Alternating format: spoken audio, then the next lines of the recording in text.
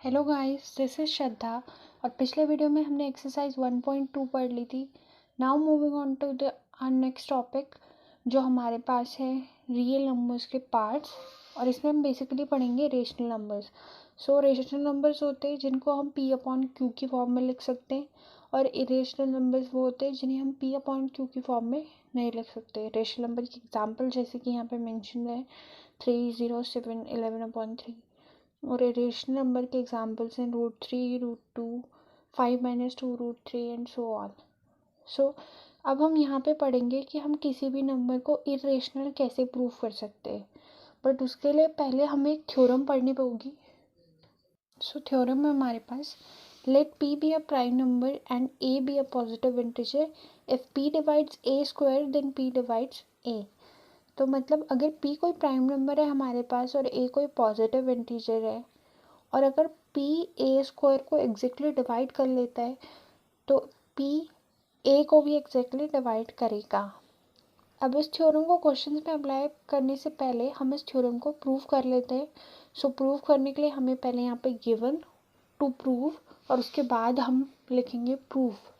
So given है हमारे पास कि p कोई प्राइम नंबर है, a एक पॉजिटिव इंटीजर है, और कंडीशन है कि p a स्क्वायर को एग्जैक्टली डिवाइड कर लेता है, और प्रूव हमें करना है कि क्या p a को भी डिवाइड करेगा। So let's start. प्रूफ के लिए हम लोग जानते हैं कि एवरी पॉजिटिव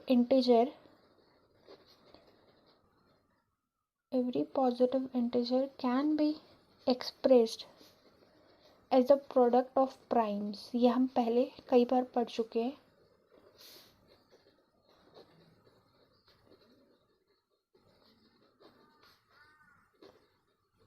सो इसके according let a is equals to p1, p2, p3 and so on to pn, where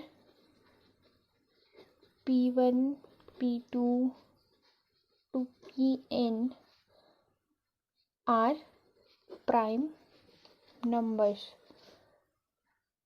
तो यहाँ पे हमने ये मान लिया कि a के फैक्टर्स हैं p1, p2, p3 to pn, और ये सारे प्राइम नंबर्स हैं।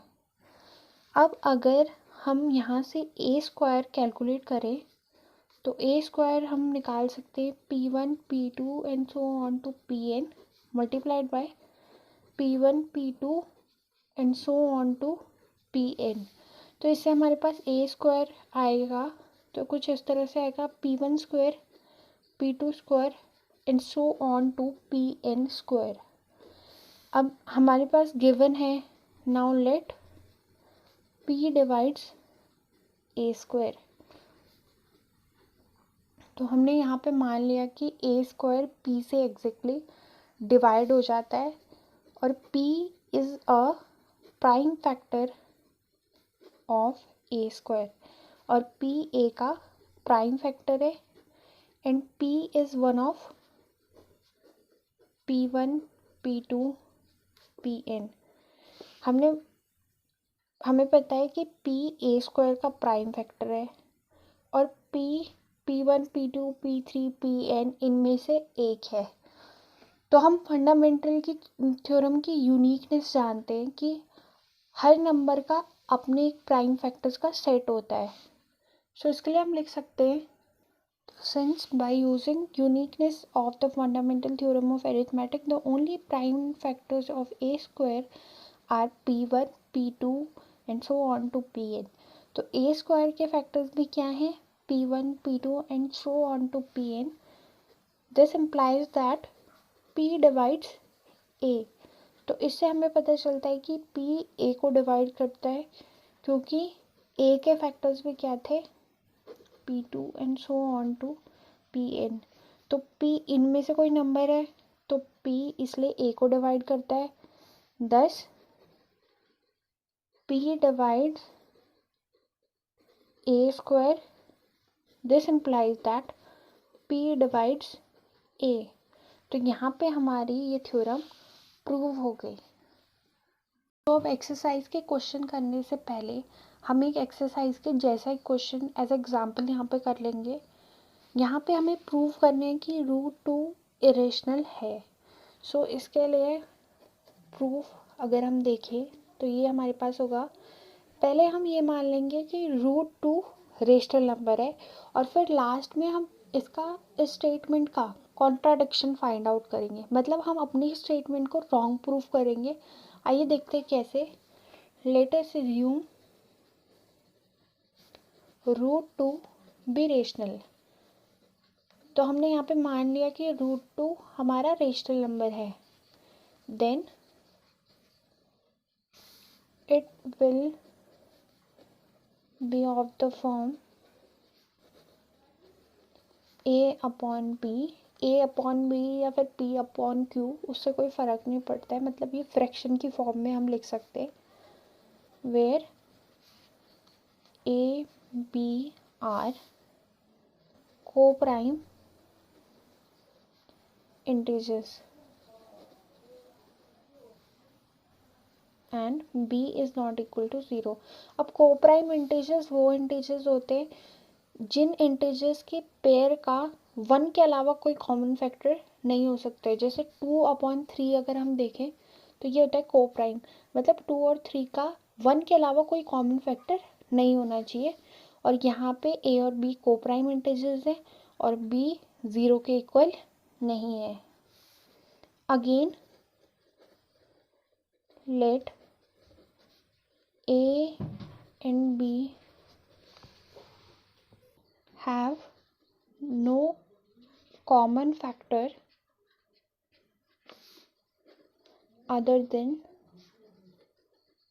1।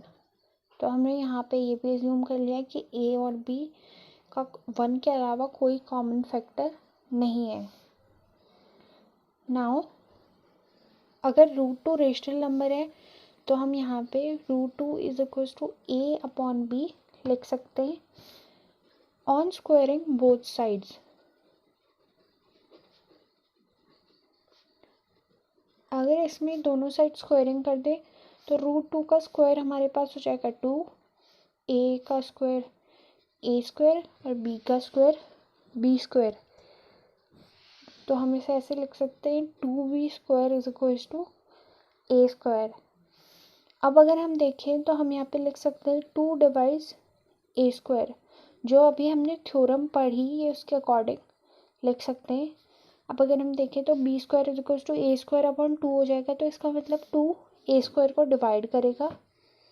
अगर 2 a स्क्वायर को डिवाइड करेगा तो 2 a को भी डिवाइड करेगा।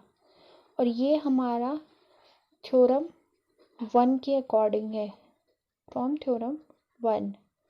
If 2 divides a square, then 2 divides a.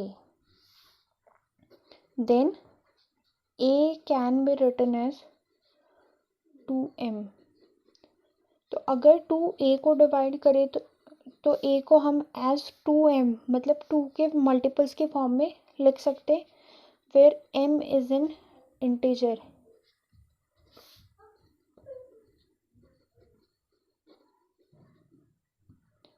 On putting a is equals to 2m in equation first, और इक्वेशन फर्स्ट है हमारे पास ये वाले। इक्वेशन फर्स्ट में अगर हम a की जगह 2m लिख ले तो ये हो जाएगा 2b square is equals to 2m whole square. So ये हो जाएगा 2b square is equals to 4m square.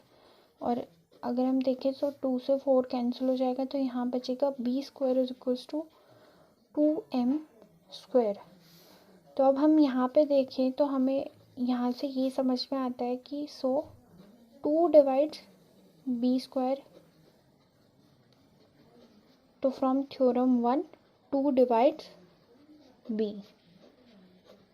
अगर 2 b स्क्वायर को डिवाइड करेगा तो 2 b को भी डिवाइड करेगा। Thus 2 is a common factor of a and b।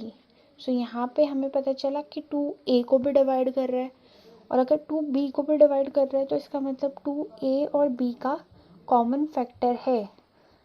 लेकिन यहाँ पे एक कॉन्ट्राडिक्शन अराइज होता है, but this contradicts the fact जो हमने ऊपर माना था कि ए और बी का कोई कॉमन फैक्टर नहीं है, that a and b have no common factor other than one के अलावा कोई उनका कॉमन फैक्टर नहीं है। उस फैक्ट का यहाँ पे कॉन्ट्राडिक्शन आ गया। तो ये कॉन्ट्राडिक्शन किस वजह से आया? क्योंकि हमने √2 को रेशनल मान के गलती की थी। The contradiction